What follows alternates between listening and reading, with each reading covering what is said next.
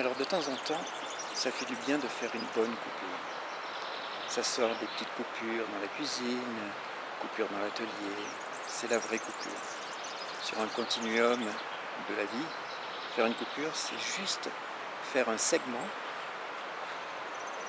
sur la ligne de nos vies où on va essayer d'oublier que l'on existe. Donc pour cela, il faut se mettre dans un contexte. Et la nature, ici c'est le parc de la Vanoise, et bien, ça me permet de faire cette coupure. J'en avais besoin et là je me pose un petit peu.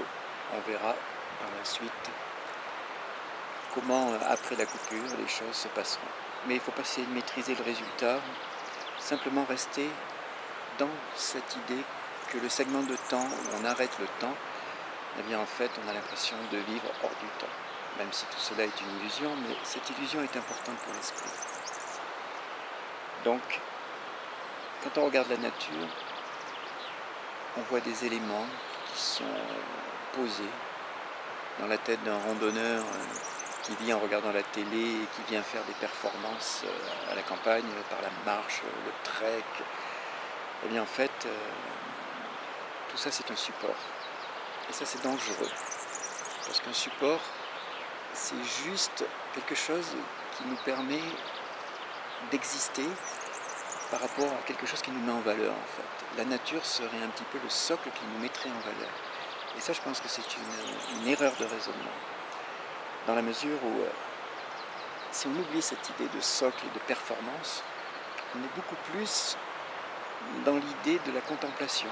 Et là, l'idée de la coupure, l'idée de s'oublier dans ce bavardage intérieur, ça nous permet de comprendre que si la nature communique entre elles, si la communication se fait entre les oiseaux et la nature, entre plein d'éléments et que tout ça, ça crée un contexte global où il y a une intercommunication, où il y a une tessiture,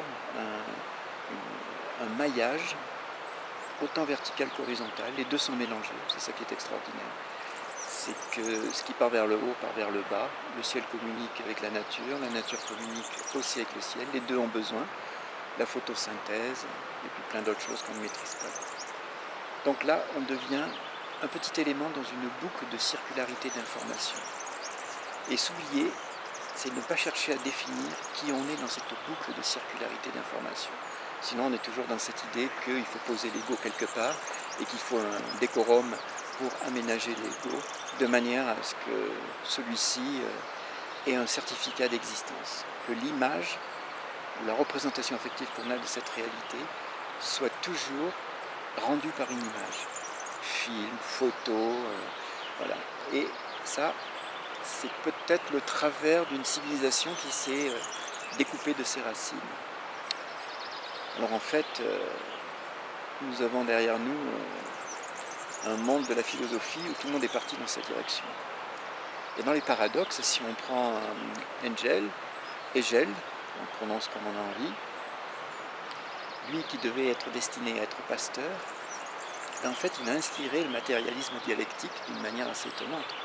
C'est-à-dire qu'il part du principe que la réalité cache en elle la rationalité. Donc le réel représente la rationalité et nous devons trouver des bouts de rationalité dans ce réel. Le réel étant un support qui nous permet d'admettre que cette idée de matériel, de matériaux, de matière, eh bien en fait elle récèle une logique et que nous devons essayer de nous approcher de cette logique en essayant de l'observer, de la vérifier et de la calculer, de la mesurer, de vérifier par l'expérience qu'il y a une répétitivité pour avoir toujours le même résultat. Et ça, c'est le matérialisme dialectique qui nous a mis dans cette idée que le réel était un support de rationalité. Et donc c'est étonnant que ça vienne d'un homme qui était destiné à être pasteur, qui a une vie où la religion a été importante, protestante. Et derrière ça, c'est étonnant, parce qu'en fait, il en a fini par conclure que le sens de l'histoire, de notre histoire, de l'histoire de l'ego, fabriquerait l'histoire du sens. Donc, on est parti dans un monde où notre histoire est toujours construite par un sens que nous donnons arbitrairement aux choses. Alors c'est vrai par certains côtés, parce que nous avons besoin d'avoir un aménagement onirique, presque rêveur en nous, fantasmatique, basé sur de l'émotion, basé sur tout ça, et que ça donne un sens, mais ce sens n'est pas forcément relié au réel, à la rationalité, au monde de la matière. Il peut être lié au sacré. Quand on respecte les codes naturalistes de la nature, qu'on cherche à comprendre, on devient humble, et on se dit tout ça, c'est sacré, c'est une création. L'univers a construit quelque chose, et ce quelque chose, on est dedans, avec cette espèce de conscience qui fait un peu dissidence à la nature, et qui a quand même bien intoxiqué la nature à coup de métaux lourds et à coup de civilisation matérialiste, dialectique et matérialiste. Et donc le grand souci de l'homme à l'heure actuelle, c'est de ne pas partir dans un mysticisme redoutable basé sur une spiritualité construite sur un plaquage de mots qui dirait j'ai tout compris et tout d'un coup il suffit que j'emploie le bon code et qu'à partir de là je me mets à l'intérieur de l'histoire. C'est pas si simple que ça. C'est simplement qu'il faut rester humble dans le monde de la nature. Et humble, ça veut dire toujours tenter, par la contemplation, d'oublier cette idée qu'on est des êtres posés à un endroit et que la performance nous met toujours dans l'idée de maîtriser la nature par le fait qu'on est plus fort qu'elle, par le fait qu'on marche bien, qu'on tient bien la course à pied. Et tout ça, ça nous fait oublier que quand on chante le temps par une contemplation, on n'a pas compris derrière qu'on est toujours surpris par le fait qu'on n'a fait aucun effort pour le faire. Donc cette espèce d'étonnement, il est toujours a posteriori. Il n'arrive jamais dans un instant où vous avez essayé de contrôler la chose, ça ne marche pas. On est dans une orientation où le psychisme met tout dans un sens qu'il canalise les choses. Donc la nature, elle a quelque chose d'extraordinaire, c'est qu'elle est censée nous faire comprendre que nous devons redevenir des humains avec cette notion quasi animale de la chose. Pas animale dans le sens de la chaîne alimentaire, il faut sortir de ça, même si cette chaîne alimentaire a une fonction particulière, et même si Darwin s'est beaucoup trompé, parce que la pression qu'il dit, lui, sur les espèces pour que les espèces évoluent, eh bien, c'est faux, parce qu'on a beaucoup récupéré cette théorie, on a fabriqué le colonialisme avec un certain regard, c'était le blanc qui était supérieur à des hommes qu'on mettait trop dans la nature, donc à partir de là, il y a eu une sorte de mépris. Et Darwin s'est trompé, parce qu'il a oublié que la nature, il y avait de la communication entre les arbres, de la communication entre les oiseaux, de la communication entre les animaux et les plantes, et que derrière tout ça, il y a une interdépendance, et que c'est pas le plus fort qui gagne, c'est pas le plus fort qui s'adapte, et que la fonction ne crée pas forcément l'organe comme on le croit. Sinon, le monde ne serait plus rien depuis très longtemps.